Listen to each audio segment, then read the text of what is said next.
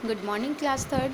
बेटा हम लोगों ने हिंदी रीडर में चैप्टर नंबर 4 की रीडिंग की थी और हमारा चैप्टर नंबर 4 था अपना पर्यावरण बचाओ, जिसमें मैंने आप लोगों को बताया था कि पर्यावरण क्या होता है। हमारे आसपास जो भी चीज़ मौजूद है वो क्या है, पर्यावरण है। जैसे वो पेड़ हो, पानी हो, जानवर हो, पक्षी हो, ठीक है, सूरज हो, पहाड़ हो, ये सब क्या है, ये सब हमारा पर्यावरण है। और इस चैप्टर में हमने ये पढ़ा था कि हमें पानी को बचाना है। क्यों बचाना है? क्योंकि पानी को लाना बहुत कठिन है, ठीक है, पानी को लाना बहुत ही मुश्किल हो गया है, इसलिए हमें पानी का इस्तेमाल कम करना चाहिए। तो हमने पढ़ा था कि हमें घंटे भर नहीं नहाना चाहिए, है ना, हमें थोड़े से पानी से ही जितनी ज़रूरत हो बस उतना पानी लेकर उसी पानी से नहा लेना चाहिए और हमें पानी को वेस्ट नहीं करना चाहिए, क्योंकि अब पानी मिलना बहुत ही मुश्किल हो गया है। फिर हमने ये भी पढ़ा था कि अगर पेड़ नहीं होंगे, देखो पानी नहीं होगा तो पेड़ नहीं होंगे, पेड़ नहीं होंगे तो हमें फल और सब्जियां भी नहीं मिलेगी, तो हम भूखे मर जाएंगे, और पानी नहीं होगा तो हम प्यासे मर जाएंगे, ठीक है। अगर हमारा पर्यावरण ही नहीं होगा तो हम भी नहीं होंगे। तो हमने ये पढ़ा था। फिर हमने ये भी पढ़ा था कि सूरज कितनी गर्मी फैला रहा है ना, अब ये गर्मी हमसे सहन नहीं हो पाती है। क्यों नहीं हो पाती? क्योंकि गर्मी इतनी क्यों है? क्योंकि बारिश नहीं हो रही, और बारिश क्यों नहीं हो रही है? क्योंकि पानी नहीं है, ठीक है, पानी कम है इसलिए। तो इसलिए हमने इस चैप्टर में पढ़ा था कि हमें पानी को वेस्ट नहीं करना चाहिए, पानी को वेस्ट करना गलत बात है, और हमें अपने पर्यावरण को, हमारे आसपास जो भी चीज़ें हैं उन सबको अच्छी तरह सुरक्षित रखना चाहिए और उन्हें वेस्ट नहीं करना चाहिए, ठीक है। यह हमारा चैप्टर था। अब मैं आपको होमवर्क बता रही हूँ कि आपको होमवर्क में क्या करना है। देखो, एक तो आपको ये शब्दार्थ करने हैं, ठीक है। बहाना मतलब बेकार में बहने देना, कठिन मतलब मुश्किल, सोन चिड़ैया मतलब एक सुंदर चिड़िया का नाम, दुर्लभ मतलब मुश्किल से मिलने वाला, जिसको पाने में बहुत मुश्किल हो उसको हम क्या कहते हैं, दुर्लभ। अंगार यानी बहुत गर्मी, जैसे सूरज बहुत गर्मी फैला रहा है ना, तो हम कहते हैं सूरज बहुत अंगार बरसा रहा है। फिर है पर्यावरण, पर्यावरण मतलब वातावरण यानी हमारे आसपास की सारी चीज़ें, ठीक है। अब देखो यहाँ से स्टार्ट करेंगे बेटा, आप पहले शब्दार्थ लिखेंगे, उसके बाद आप ये वाला करेंगे, सोच समझ कर बताइए।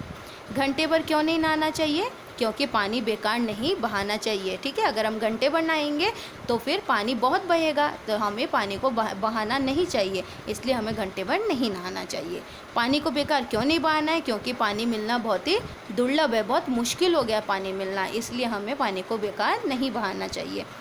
फिर है सूरज क्या गिराता है? तो सूरज अंगार गिराता है, यानी कि बहुत गर्मी करता है, ठीक है। सोन चिड़ैया क्या गाती है? सोन चिड़ैया जल, जंगल और ज़मीन का गाना गाती है, ठीक है। अब ये देखो, ये कविता की पंक्ति है, जो हमने आगे कविता पढ़ी है ना उसकी पंक्ति है, तो ये ऐसे आप लोग फिल करके रखेंगे और इसको लर्न भी कर लेना। फिर देखो, निम्नलिखित प्रश्नों के उत्तर लिखिए। घंटे भर नहाने से कवि का क्या आशय? ये पूछ रहे हैं कि घंटे भर नहाने से कवि क्या कहना चाहते हैं, जिन्होंने ये लिखा है वो क्या कहना चाहते हैं। तो हमने बताया घंटे भर नहाने से कवि का आशय है कि पानी को बेकार नहीं बहाना है। क्या कहना चाहते हैं कवि ये कहना चाहते हैं कि हमें पानी को बेकार नहीं बहाना है। फिर है पानी बहुत दुर्लभ क्यों हो गया है? तो हमने पढ़ा क्योंकि पानी लाना बहुत कठिन है, इसलिए पानी मिलना दुर्लभ हो गया है। सोन चिड़ैया किसके गीत गाती है? सोन चिड़ैया जल, जंगल, जमीन के गीत गाती है। जल मतलब पानी, जंगल आप लोग जानते हैं, और ज़मीन के गीत गाती है, ठीक है।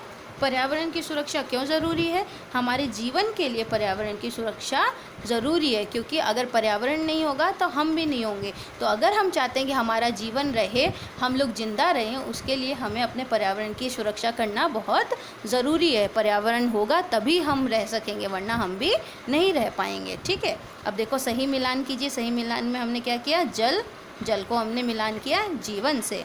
नहाना, तो नहाने को हमने मिलान किया घंटे भर से। दुर्लभ को हमने किया पानी, क्योंकि पानी दुर्लभ है। अंगार को हमने किया गर्मी, क्योंकि अंगार का मतलब क्या होता है? गर्मी। और सोन चिड़ैया क्या करती है? वो गाना गाती है, तो हमने सोन चिड़ैया को गाना से मैच कर दिया, ठीक है। अब व्याकरण वाला पार्ट देखिए। इसमें बेटा वाक्य बनाना था, ठीक है। जैसे पानी, दुर्लभ, सूरज, जंगल और पर्यावरण, इन शब्दों पर वाक्य बनाना था। तो हमने पानी का बनाया, पानी नहीं बहाना चाहिए। दुर्लभ का बनाया कि पानी मिलना दुर्लभ हो गया है। सूरज का बनाया कि सूरज से प्रकाश होता है। ये मैंने अपनी तरफ से वाक्य बना के दिया, अगर आप चाहें तो आप लोग अपने वाक्य भी इसमें बना के लिख सकते हैं, ठीक है। फिर देखिए, निम्नलिखित क्रिया शब्दों को भूतकाल रूप में लिखिए, यानी कि ऐसे लिखिए कि ये काम हो चुका है। जैसे बहाना, तो हमने लिखा बहाया, यानी कि हम बहा चुके हैं, बहाया। लाना, तो हमने लिखा लाया, यानी हम ला चुके हैं। बचाना यानी बचाया। नहाना यानी नहाया, गिराना गिराया, गाना गाया।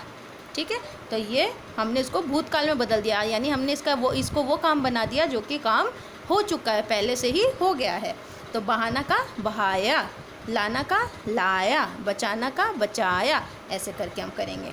फिर निम्नलिखित शब्दों के 3 पर्यायवाची लिखिए। पर्यायवाची मतलब क्या होता है, जैसे धरती है तो धरती को और क्या क्या बोल सकते हैं, तो धरती को हम पृथ्वी भी बोल सकते हैं, भूमि भी बोल सकते हैं और धरा भी बोल सकते हैं। ठीक है, सूरज है, सूरज को हम और क्या क्या बोल सकते हैं, सूरज को हम सूर्य बोल सकते हैं, रवि बोल सकते हैं और भास्कर बोल सकते हैं। जल, जल को हम पानी बोल सकते हैं, नीर बोल सकते हैं और अम्बु बोल सकते हैं। जंगल, जंगल को हम वन बोल सकते हैं, कानन बोल सकते हैं और विपिन बोल सकते हैं। ठीक है, तो ये जो मैंने आपको वर्क बताया कहाँ से, एक तो ये सबसे पहले शब्दार्थ, शब्दार्थ के बाद सोच समझ कर बताइए ये वाला, फिर ये 1 2 3, फिर व्याकरण में भी 1 2 3, ये यहाँ तक का वर्क आप लोगों का अपने नोटबुक में कंप्लीट हो जाना चाहिए। ठीक है, और जब आप लोग कंप्लीट कर लेंगे तो उसके बाद आपको ये चैप्टर लर्न करके रखना है। ये नहीं कि बस वर्क कंप्लीट कर लिया और उसके बाद देखा भी नहीं खोल के, आप लोग देखेंगे और इसको लर्न करेंगे। ठीक है, फिर भी अगर इस चैप्टर से रिलेटेड आपको कोई भी प्रॉब्लम आए तो नेक्स्ट क्लास में आप लोग मुझसे पूछ सकते हो। ठीक है, ये मैं पूरा आपको इसकी PDF सेंड कर रही हूँ, तो आराम से PDF में से देखकर आप होमवर्क कंप्लीट कर लीजिएगा। ठीक है बेटा, बाय बाय।